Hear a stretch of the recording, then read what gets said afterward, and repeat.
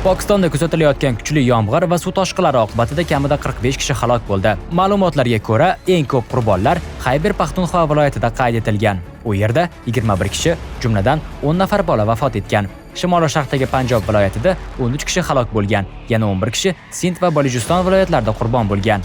Ayrim kishilar tabiiy ofat oqibatida binolar qulab tushishi sababli hayotdan ko'z yumgan. Pokiston Milliy meteorologiya xizmati kuchli yomg'irlar joriy yilning 5-iyuligacha davom etishini ma'lum qildi.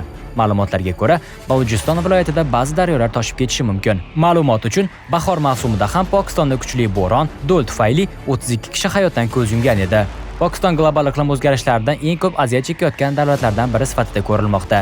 Shuningdek, Afg'onistonda ham yomg'irlar tufayli suv toshqinlari kuzatilmoqda. Maydon, Vardak va Lagar viloyatlarida toshqinlar oqibatida 4 kishi, jumladan 3 nafar bola halok bo'lgan, yana 4 kishi jarohatlangan. Yuzlab oilalar evakuatsiya qilingan.